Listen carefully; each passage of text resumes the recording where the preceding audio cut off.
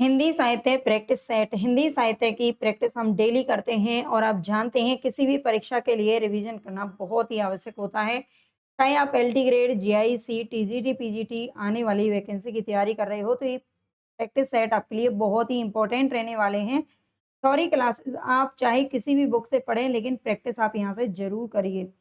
तो पहला क्वेश्चन हमारा यहाँ पर हो जाएगा, कौन सा निबंध संग्रह है जो इसमें से डॉक्टर नगेंद्र का नहीं है? इनमें से कौन-सा निबंध है जो कि डॉक्टर नगेंद्र जी का नहीं है? तो यहाँ पर हमारा करेक्ट ऑप्शन क्या हो जाएगा? देखिए, विचार और अनुभूति डॉक्टर नगेंद्र का है। विचार विश्लेषण और विचार और विवेचन, लेकिन विचार के क्षण इनका नहीं है। ठीक है, विचार के क्षण ये डॉक्टर नगेंद्र जी का नहीं है और ये किसके द्वारा लिखा गया है? विजेंद्र स्नातक। ठीक है, विजेंद्र स्नातक। विजेंद्र स्नातक के द्वारा लिखा गया है। विचार के क्षण, ये आपको याद रखना है। निम्नलिखित समीक्षकों में से एक मार्क्सवादी समीक्षक कौन से हैं? तो मार्क्सवादी समीक्षक में किसका नाम यहाँ पर आता है? मुक्तिबोध का आता है, रामविलास शर्मा जी का आता है और इसके अलावा यहाँ पर रामविलास शर्मा आप जानते हो हमारे किसमें हैं? मार्क्सवादी समीक्षक में आते हैं। नेक्स्ट है हमारा क्वेश्चन, हृदय की मुक्ति साधना के लिए मनुष्य की वाणी जो शब्द विधान करती आई है उसे रामचंद्र शुक्ल जी ने क्या कहा है? हृदय की मुक्ति साधना के लिए मनुष्य की वाणी जो शब्द विधान करती आई है उसे शुक्ल जी क्या कहते हैं? तो यहाँ पर हमारा 3 में राइट ऑप्शन क्या हो जाएगा? ए ऑप्शन सही हो जाएगा। उसे कविता कहा है। ठीक है, ये कविता की क्या दी है? परिभाषा दी है शुक्ल जी ने, याद रखना। नेक्स्ट हमारा क्वेश्चन है, निम्नलिखित में से कौन सा युग्म है जो कि असंगत है, यानी कि कौन सा इसमें से मिलान सही नहीं है? तो पहला क्वेश्चन हमारे यहाँ पर दिख रहा है आपको, ए में क्या हो जाएगा? विद्यानिवास मिश्र विचार और अनुभूति। तो अभी हमने फर्स्ट क्वेश्चन में ये देखा था, हमारा ए ऑप्शन इसमें क्या है? असंगत है। विचार और अनुभूति विद्यानिवास मिश्र जी का नहीं है बल्कि किसका है? डॉक्टर नगेंद्र जी के द्वारा लिखा गया है। ठीक है, धर्मवीर भारती मानव मूल्य और साहित्य, बिल्कुल ठीक है। रामचंद्र शुक्ल चिंतामणि और हजारी प्रसाद द्विवेदी अशोक के फूल, सॉरी फूल। ठीक है, काव्य में लोक मंगल की अवधारणा के स्थापक कौन थे? काव्य में लोक मंगल, लोक मंगल यानी कि लोगों की भलाई और समाज का कल्याण। ठीक है, समाज के कल्याण की अवधारणा के संस्थापक कौन है? तो यहाँ पर हमारा 5 में राइट ऑप्शन हो जाएगा डी, आचार्य रामचंद्र शुक्ल। ठीक है, इसी तरह से सुपर फास्ट रिवीजन के लिए डेली आप क्लास को जरूर देखें। 10 बजे सुबह क्लास ये अपलोड हो जाती है। क्लास शाम को आती है 5:30 बजे। ठीक है, अपलोड हो जाती है। मैं लाइव अब नहीं करती हूँ क्योंकि बहुत सारे बच्चों के पास उस समय वक्त नहीं होता है और फिर 10-20 बच्चों के लिए क्या ही पढ़ाएं, तो इसीलिए आप ज़्यादा से ज़्यादा शेयर करें और क्लासेस ज़रूर जोड़ें। चाहे रिकॉर्ड हो क्लास, चाहे आपके कंटेंट अच्छा मिलना चाहिए, है ना? शुक्ल जी ने ऐसा किस निबंध में कहा है कि हम मूर्ख, बलहीन और आलसी हो गए हैं? हमारा धन विदेश चला जाता है, रुपए का 1.5 पाव घी बिकता है।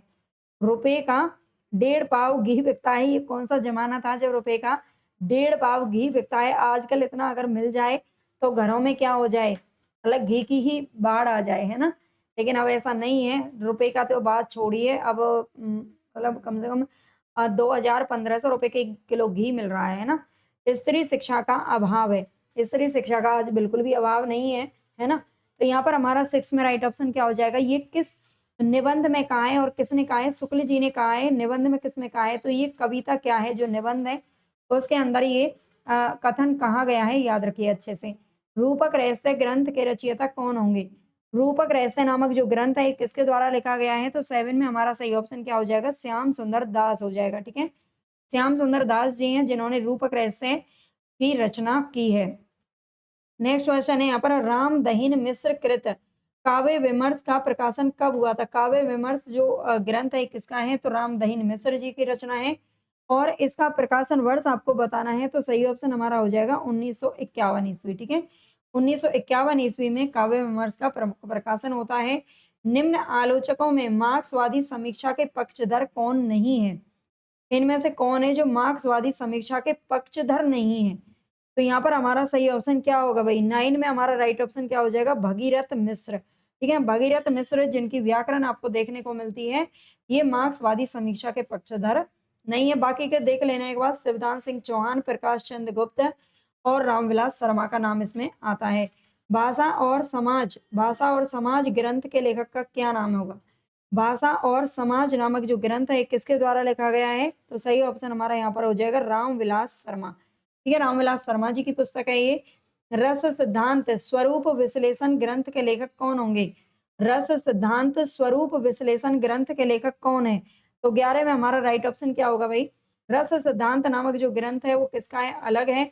और रस सिद्धांत स्वरूप विश्लेषण ये डॉक्टर आनंद प्रसाद दीक्षित का ग्रंथ है। ठीक है, डॉक्टर आनंद प्रसाद दीक्षित का ग्रंथ है 11 में, याद रखिएगा, 20 the correct answer.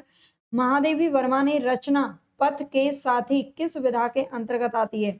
Mahadevi Verma की जो रचना है पथ के साथी, ठीक है, पथ के साथी यानी कि उनके राह में, यानी कि उनका साथ किसने निभाया है, उनके बारे में यहाँ पर महादेवी वर्मा जी इसमें ज़िक्र करती हैं, चाहे वो खरगोश हो, चाहे वो गाय हो, चाहे वो मोर हो, ठीक है? पशु-पक्षियों का भी इसमें चर्चा करती हैं। पथ के साथी किस विधा के अंतर्गत आते हैं? तो यहाँ पर हमारा 12 में राइट ऑप्शन क्या हो जाएगा? संस्मरण के अंतर्गत आती हैं, ठीक है? संस्मरण, संस्मरण यानी कि अपनी स्मृति के आधार पर कोई रचना करना, उसे संस्मरण कहते हैं। आगे संस्मरणात्मक रचना और रचनाकारों की दृष्टि से कौन-सा विकल्प है जो कि असंगत है? संस्मरणात्मक रचना, इनमें से कौन-सा संस्मरण है? कौन मतलब रचना और रचनाकार कौन-सा असंगत है? तो यहाँ पर हमारा करेक्ट ऑप्शन क्या होगा? वसंत से पतझड़ तक। 13 में हमारा सही ऑप्शन क्या हो जाएगा? वसंत से पतझड़ तक, ये रविंद्रनाथ त्यागी का बिल्कुल ठीक है। सृजन के सहयात्री रविंद्र कालिया का है। कुछ याद है कुछ बातें, ये अमृत राय का नहीं है, ठीक है। चिड़िया रैन बसेरा ये किसका है? तो विद्यानिवास मिश्र जी का है। तो सी ऑप्शन हमारा यहाँ पर राइट हो जाएगा। ये अमृत राय का नहीं है बल्कि किसका है? अमरकांत का है। किसका है ये? अमरकांत का है, याद रख लेना। नेक्स्ट हमारा क्वेश्चन, क्या गौरी क्या सांवरी, क्या गौरी क्या सांवरी संस्मरण के लेखक कौन होंगे? क्या गौरी क्या सांवरी संस्मरण के लेखक कौन है? तो यहाँ पर हमारा 14 में सही ऑप्शन क्या हो जाएगा? देवेंद्र सत्यार्थी, ठीक है। देवेंद्र सत्यार्थी हमारा सही हो जाएगा। क्या गोरी क्या सांवरे, है ना, बस सत्य होना चाहिए, सत्य हो, कोई भी कैसी भी हो चलेगी, सब गोरी हो या सांवरी हो, बस सत्यता होनी चाहिए उसके अंदर। तो मैं बताऊंगी कि हमारे समय और तुम्हारे समय में कितनी दूरी हो चुकी है। यहाँ तक कि बचपन की दिलचस्पियां भी अब बदल गई हैं। पहले हमारे समय में क्या होता था, हम बाहर के खेल बहुत खेलते थे और या तो बस पढ़ाई करते थे, बाहर के खेल खेलते थे और खेलने का जो तरीका था वो बिल्कुल अलग था। और गुड्डे गुड़ियों के खेल होते थे और पता नहीं अलग तरीके के, मतलब आउटडोर गेम्स ज़्यादा होते थे। आज की तरह नहीं है कि बच्चा एक फ़ोन में ही घुसा पड़ा है। पिता अपने-अपने फ़ोन में लगे हुए हैं, बच्चा अपने फ़ोन में लगा हुआ है ना? मतलब कोई समय में दूरियाँ तो छोड़िए, मतलब बचपन की जो दिलचस्पियाँ वो पूरी तरह से बदल चुकी हैं और बच्चा बाहर की दुनिया तो अब देख ही नहीं पाता, है ना? बाहर की दुनिया देख ही नहीं पाता, उसकी जो दुनिया है ना वो पूरी मोबाइल के अंदर सिमट करके रह गई है। तो बचपन की दिलचस्पियाँ बदल गई हैं, ये मैंने तो बता दिया। अब ये किस लेखिका की पंक्तियाँ हैं ये बताइए। 15 में हमारा सही ऑप्शन क्या हो जाएगा? बचपन में कृष्णा सोबती, ठीक है? कृष्णा सोबती, इन्होंने जो बचपन नामक जो संस्मरण लिखा है उसमें ये कहा गया है, ठीक है? इनका बचपन नामक एक संस्मरण मिलता है, उसमें ये कथन है जो कहा गया है। कृष्णा सोबती के द्वारा लिखित संस्मरण कृति कौन-सी है? अगर आपको ये क्लास अच्छी लग रही है, आप डेली इसी तरह से रिवीजन सेट चाहते हो, तो चैनल को सब्सक्राइब ज़रूर कर लेना। जो भी बच्चे हैं कंटिन्यू ये क्लास चलती रहेगी और इसके अलावा आप लाइक भी कर देना वीडियो को और कमेंट करके ज़रूर बताना क्वेश्चन आपको जो लेवल है क्वेश्चन का वो कैसा लगा, मतलब ईज़ी है, कठिन है आपके लिए या फिर किस लेवल की आपकी तैयारी है, ठीक है? ज़रूर बताइए मुझे। तो यहाँ पर कृष्णा सोबती द्वारा लिखित संस्मरण कृति कौन-सा है? तो ये है हम हसमत, ठीक है? हम हसमत इनका क्या है? संस्मरण कृति है। अमिट रेखाएँ के संस्मरण रेखा चित्रकार कौन होंगे? अमिट रेखाएँ, ये संस्मरण रेखा चित्र है और ये किसका है? अमिट रेखाएँ, बताइए। विष्णु प्रभाकर, सत्यवती मलिक, देवेंद्र सत्यार्थी या शिवपूजन सहाय। तो 17 में हमारा राइट ऑप्शन हो जाएगा सत्यवती मलिक, ठीक है? सत्यवती मलिक की है अमिट रेखाएँ। नेक्स्ट है स्त्री विमर्श की निम्नलिखित कृतियों में से एक उपन्यास रचना कौन-सी होगी? स्त्री विमर्श की ये जो रचना है स्त्री विमर्श पर आधारित है। इनमें से कौन-सी एक उपन्यास रचना है स्त्री विमर्श की? पिछले पन्ने की औरत है शरद सिंह, जीना है तो लड़ना होगा, वृंदा करात, औरत के लिए औरत, नासिरा शर्मा, खुली खिड़कियां, मैत्रेयी, पुष्पा। इनमें से उपन्यास कौन सा है ये बताइए। तो 18 में हमारा सही ऑप्शन क्या होगा? 18 में हमारा सही ऑप्शन क्या हो जाएगा, पिछले पन्ने की औरतें, ये शरद सिंह का क्या है, उपन्यास है। ठीक है, ये स्त्री विमर्श की जो रचना है, इसमें पिछले पन्ने की औरतें शरद सिंह की उपन्यास नामक रचना है। और बाकी अगर बात करें तो आलोचनात्मक कृतियां हैं। ठीक है, जीना है तो लड़ना होगा, वृंदा करात, नासिरा शर्मा, ये सभी क्या है, इनकी आलोचनात्मक कृतियां हैं। स्त्री विमर्श की दृष्टि से इनमें से किस लेखिका की गणना घोषित नारीवादी लेखिका के रूप में की जाती है? किस लेखिका की गणना घोषित नारीवादी लेखिका के रूप में होती है? मन्नू भंडारी, प्रभा खेतान, मृदुला गर्ग या फिर कृष्णा सोबती।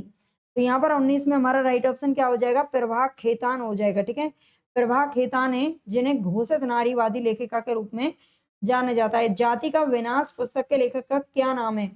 जाति का विनाश नामक जो पुस्तक है, ये किसने लिखी है? तो ये 1936 ईस्वी में प्रकाशित हुई थी। और ये किसकी पुस्तक है? तो डॉक्टर भीमराव अंबेडकर जी की है। ठीक है, डॉक्टर भीमराव अंबेडकर। गीता की कसम खाकर कहती हूँ, जो कहूंगी सच कहूंगी। कचहरी में तो व्यक्ति कटघरे में खड़ा होकर कसम खाकर झूठ बोल देते हैं, है ना। व्यक्ति कटघरे में खड़ा होकर क्या करता है, कसम खा लेता है गीता की और झूठ बोल जाता है, परंतु आत्मा का कटघरा बड़ा ही तीखा होता है, ये कथन किसका है? यहाँ पर हमारा 21 में राइट ऑप्शन क्या हो जाएगा भाई? 21 में करेक्ट ऑप्शन हमारा हो जाएगा कृष्णा अग्निहोत्री। ठीक है, ये कृष्णा अग्निहोत्री ने कहा है।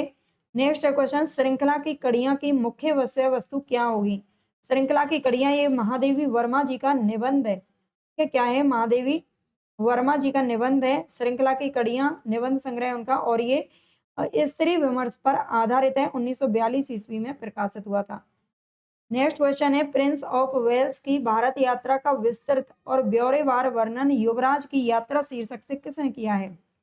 प्रिंस ऑफ वेल्स की भारत यात्रा का विस्तृत और ब्यौरेवार वर्णन युवराज की यात्रा, युवराज की यात्रा जो रचना है वो किसके द्वारा लिखी गई है? तो यहाँ पर हमारा 23 में सही ऑप्शन क्या होगा, सत्यदेव परिव्राजक, मौलवी महेश प्रसाद या चंडी प्रसाद सिंह।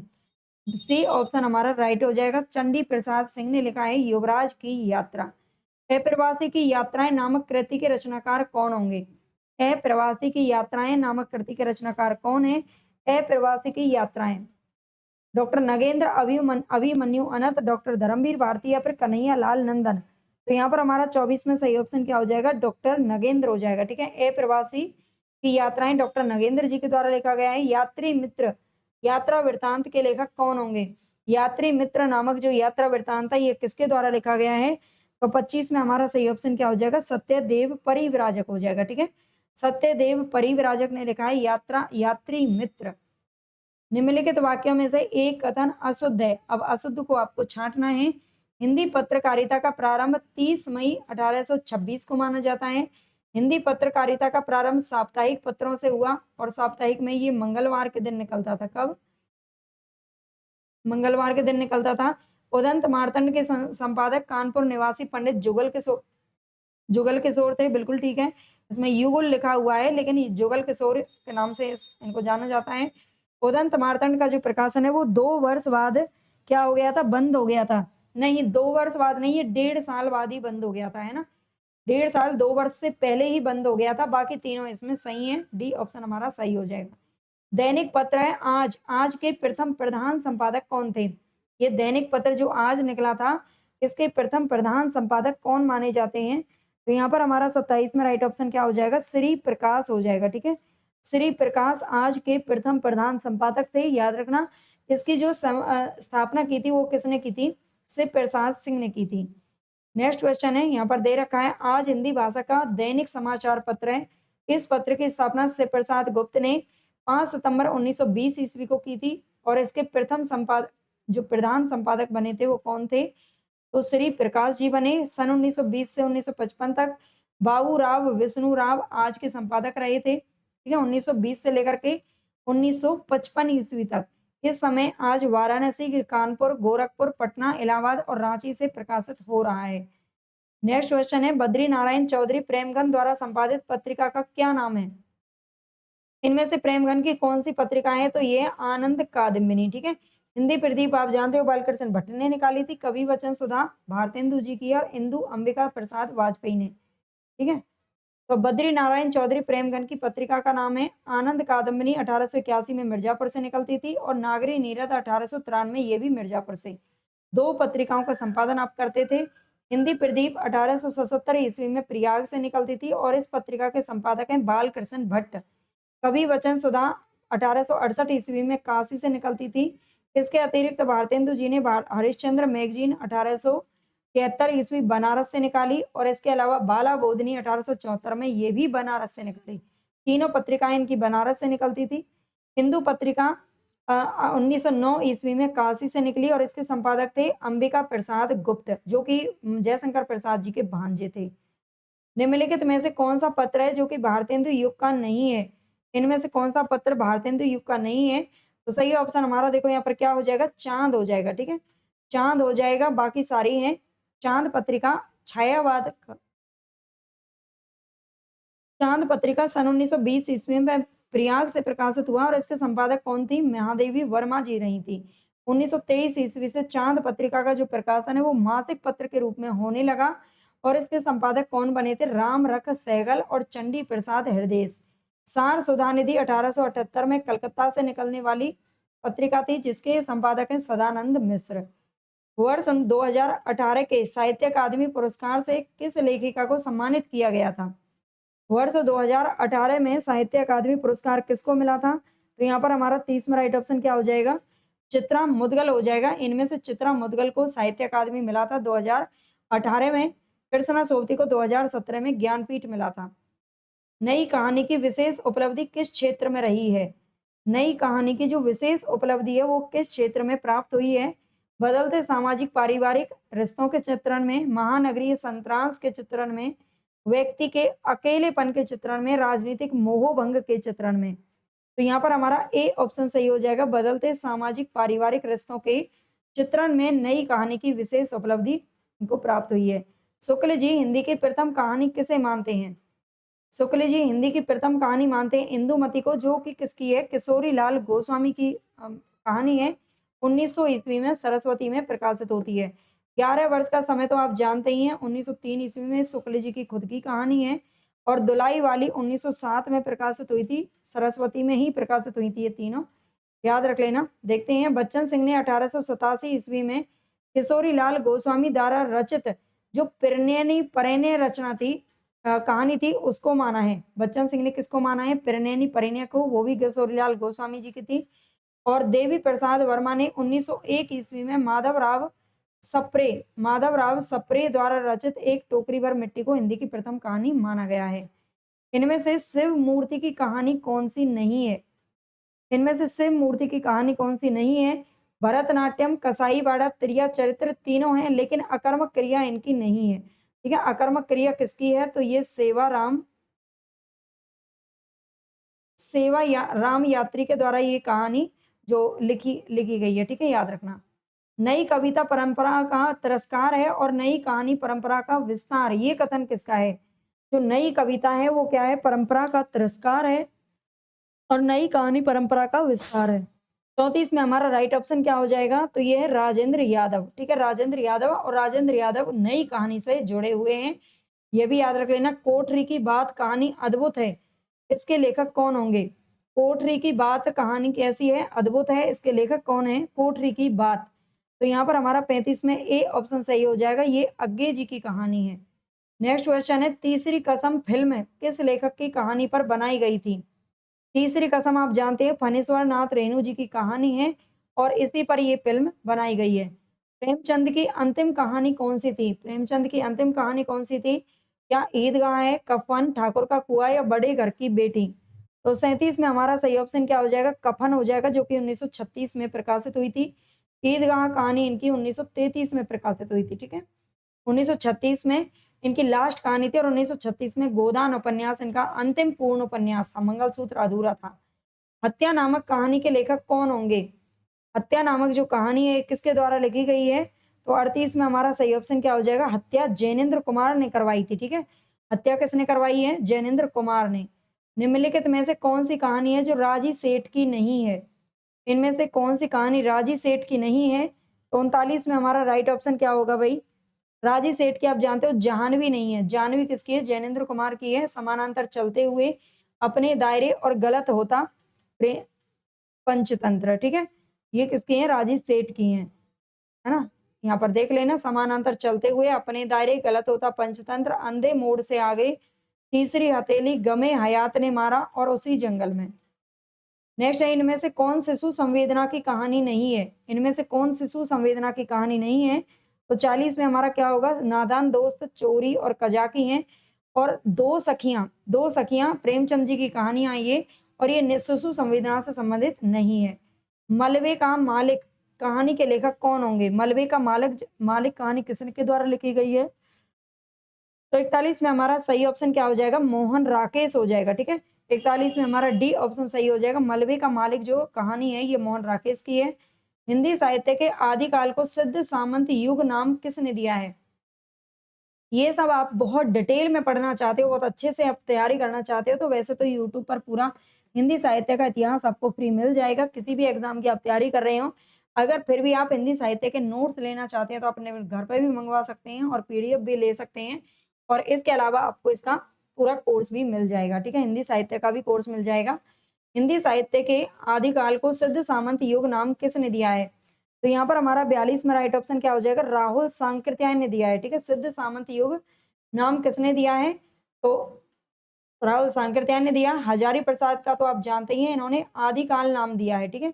आदिकाल नाम जो हम सब जानते ही हैं, वो आदिकाल इन्होंने दिया है। राम कुमार वर्मा ने संधि और चारण काल का नाम दिया है, ठीक है, संधि और चारण काल का नाम दिया है। शुक्ल जी ने वीर गाथा काल नाम दिया है, ठीक है, शुक्ल जी ने क्या दिया, वीर गाथा काल नाम दिया है।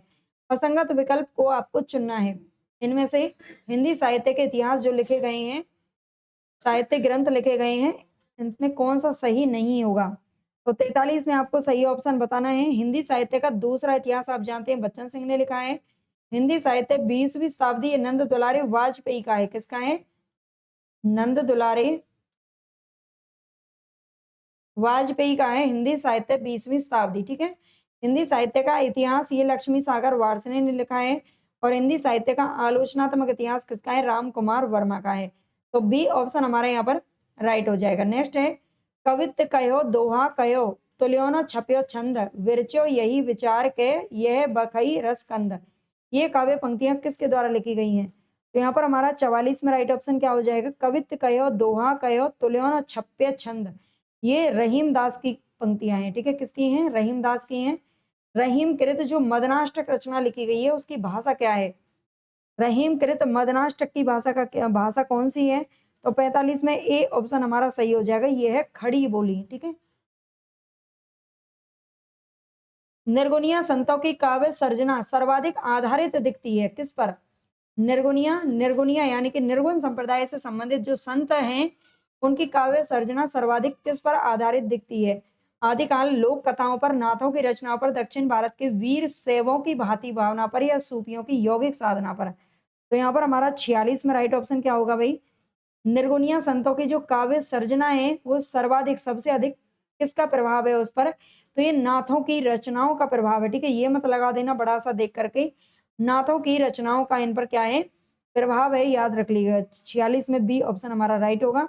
सबबंगी रचना किसके द्वारा लिखी गई है, सबंगी रचना किसकी है, सबबंगी रचना किसके द्वारा लिखी गई है, तो ये रज्जब की रचना है, ठीक है, किसकी है, रज्जब की रचना है। शुक्ल जी के अनुसार कबीर ने अपनी साखियों में सदुक्कड़ी भाषा का प्रयोग किया है, सदुक्कड़ी से उनका अभिप्राय क्या होगा। शुक्ल जी के अनुसार कबीर ने अपनी साखियों में सदुक्कड़ी भाषा का प्रयोग किया है। तो सदुक्कड़ी से अर्थ क्या है, 5 भाषाओं के मिश्रण वाली भाषा है, राजस्थानी पंजाबी मिली खड़ी बोली। 48 में हमारा सही ऑप्शन सी हो जाएगा, राजस्थानी पंजाबी मिली जो खड़ी बोली है इसे सदुक्कड़ी भाषा का नाम दिया गया है। सदुक्कड़ी में आपको 5 भाषा नहीं लगा देना है, ठीक है। आगे है, जायसी ने नागमती वियोग खंड में 12 मासा का प्रारंभ किस मास से माना है। नागमती वियोग खंड जो इन्होंने लिखा है जायसी ने, उसमें 12 मासा का वर्णन किया है, यानी कि 12 मास जो होते हैं वैशाख ज्येष्ठ साढ़ा आषाढ़, इसमें 12 मासा का जो प्रारंभ है ये इन्होंने आषाढ़ माह से किया है। किससे किया है, आषाढ़ माह से किया है। रीतिकाल के कवि रसलीन का लिखा ग्रंथ इनमें से कौन सा नहीं है। इनमें से कौन सा ग्रंथ है जो रसलीन के द्वारा नहीं लिखा गया है? तो 50 में हमारा सही ऑप्शन क्या होगा? रस प्रबोध, यमुना लहरी, रस रत्नाकर या फिर ब्रज विलास। इनमें से कौन सा है पूछ रहा है ना, तभी मैं कहूँ, इसमें दिखाई तो नहीं दे रहे इतने सारे।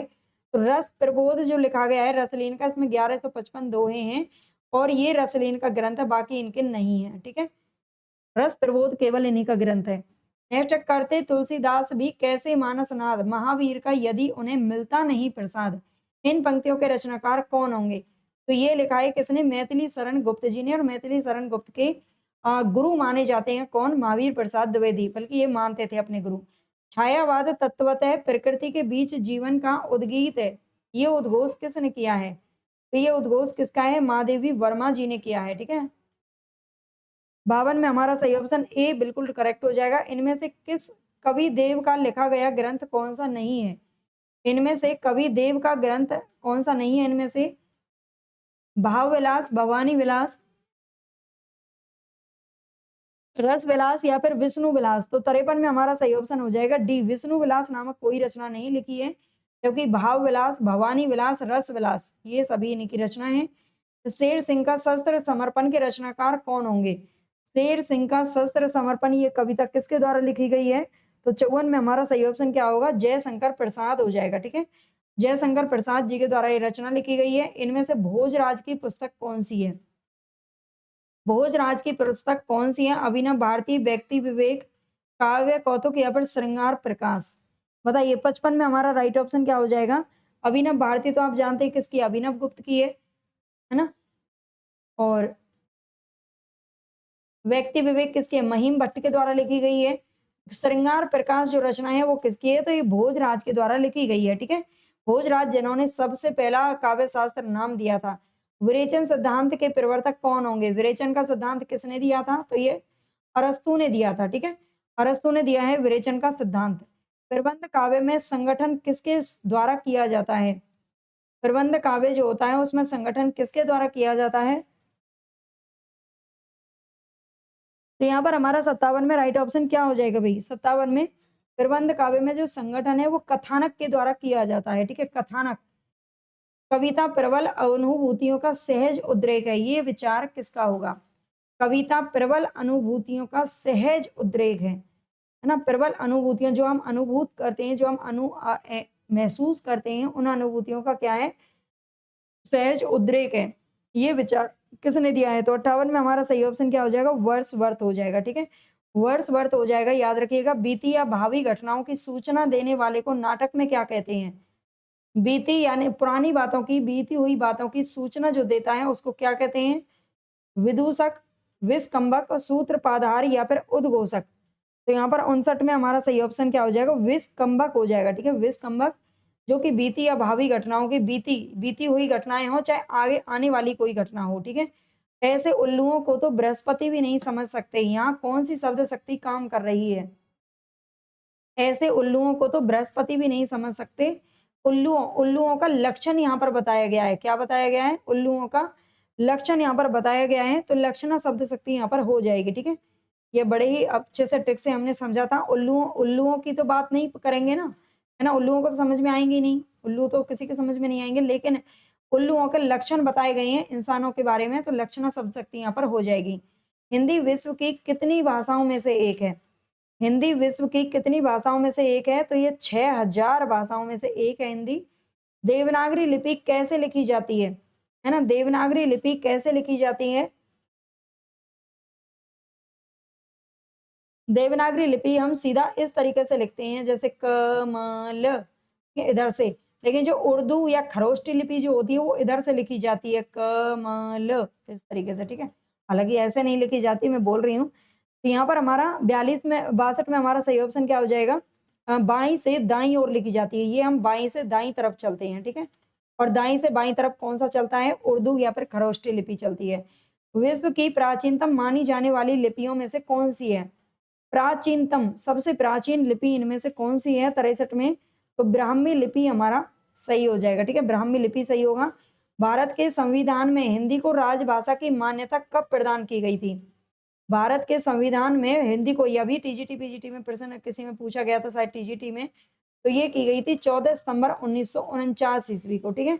14 सितंबर 1949 को हिंदी को राजभाषा का दर्जा दे दिया गया था, याद रखिएगा। नेक्स्ट है, भाषा वह साधन है जिसके द्वारा मनुष्य अपने विचार दूसरों पर भली भांति प्रकट कर सकता है। ये परिभाषा किसने दी है?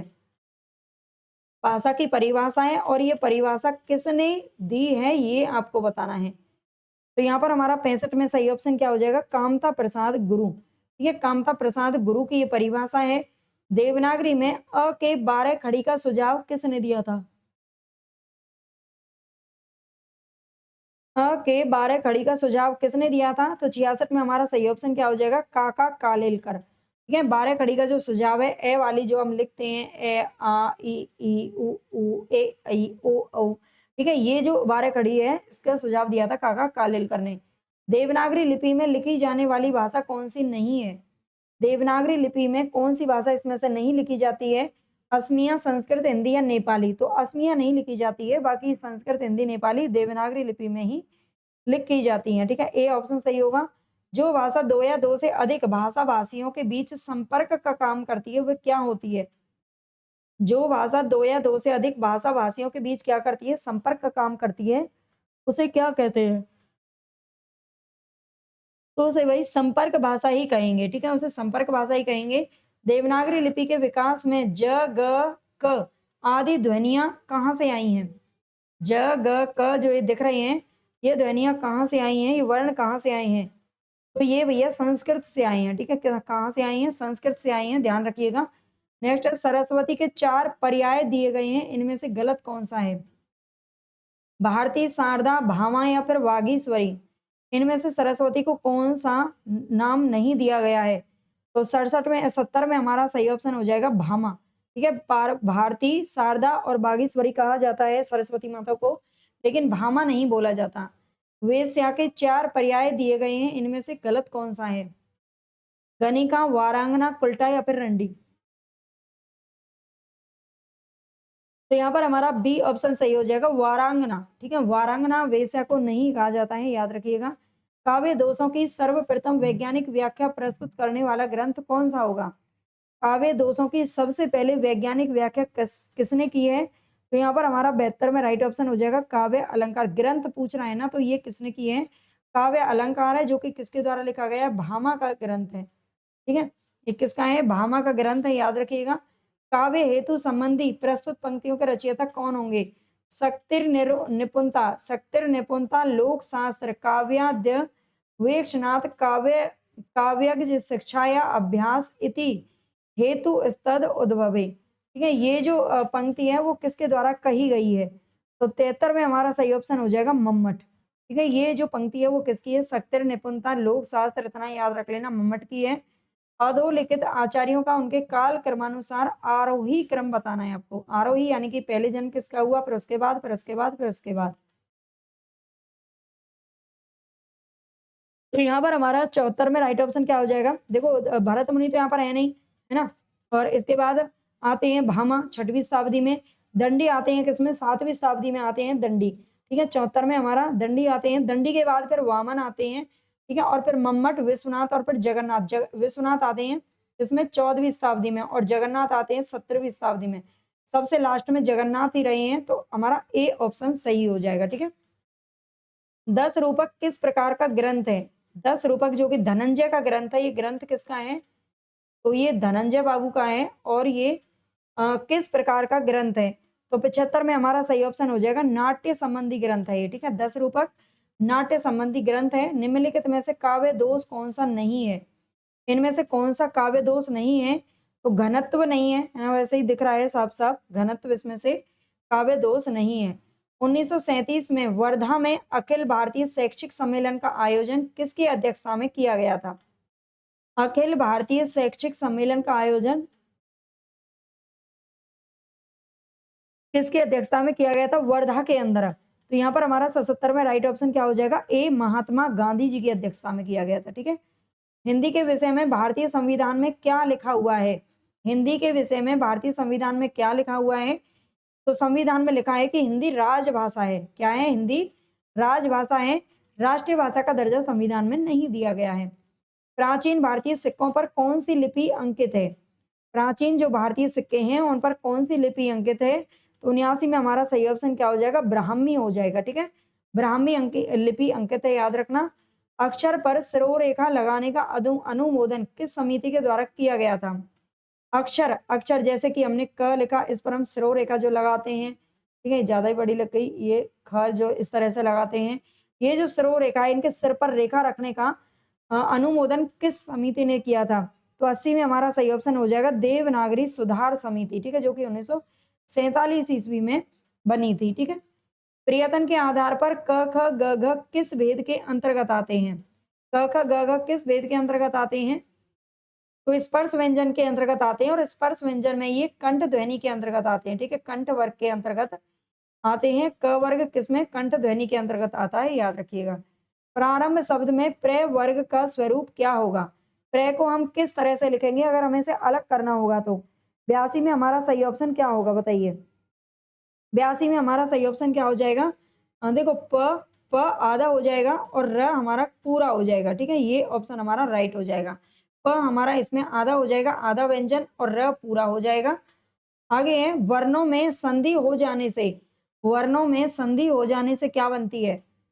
वर्णों में अगर संधि की जाए, नई वाक्य की रचना होती है। वाक्य तो नहीं बनेगा, नया स्वर बनता है, नया वर्ण प्रयुक्त होता है, नई ध्वनि बनती है।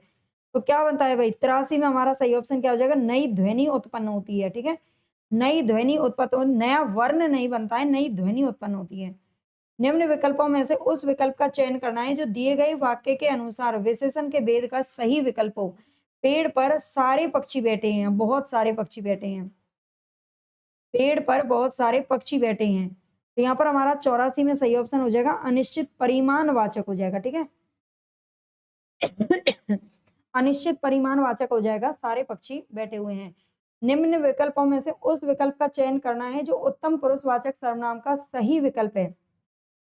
उत्तम पुरुषवाचक किसके लिए प्रयोग होता है? जो हम अपने लिए प्रयोग करते हैं। ठीक है, अपने लिए, जैसे कि मैं बोल रही हूँ और मैं जो बात करने वाली जो वक्ता है वो उत्तम पुरुषवाचक में का आएगा, तो यहाँ पर हो जाएगा मैं, हम, हमारे। ठीक है, मैं, हम, हमारे, इस तरह के आ जाएगा। हमारे हमारा सही हो जाएगा। तुम किस में आएगा? मध्यम में आ जाएगा। ठीक है, और वे किस में आएगा? वे और ये किस में आ जाएगा? तो ये उत्तम, मध्यम और निम्न। ठीक है, मतलब जो तीसरा होता है उसमें आ जाएगा। उत्तम पुरुषवाचक में हमारे आ जाएगा, याद रखना। अन्य हो जाएगा, है ना, सॉरी, निम्न नहीं है, उत्तम का निम्न होगा, लेकिन ये अन्य हो जाएगा, अन्य पुरुषवाचक। ठीक है, अन्य पुरुषवाचक हो जाएगा वे और यह, जो कोई तीसरे के बारे में बात करते हैं। तो यहाँ पर हमारा कंप्लीट हो चुके हैं आज के में 85%। आपको क्लास कैसी लगी है कमेंट में जरूर बताइएगा। प्लीज कमेंट जरूर करके बताइएगा क्लास कैसी लगी, क्या आप डेली इसी तरह की क्लास चाहते हो। और इसके अलावा ज्यादा से ज्यादा शेयर जरूर करिए, आपको अच्छे से अच्छे प्रश्न यहाँ पर देखने को मिलेंगे। और इसके अलावा अगर आप हिंदी साहित्य का नोट्स लेना चाहें, कोर्स से जुड़ना चाहें, आपको बहुत ही अच्छा डिटेल में पढ़ा दिया जाएगा, तो आप जुड़ सकते हैं। नोट्स भी आप ले सकते हैं, पीडीएफ के रूप में भी उपलब्ध है। धन्यवाद।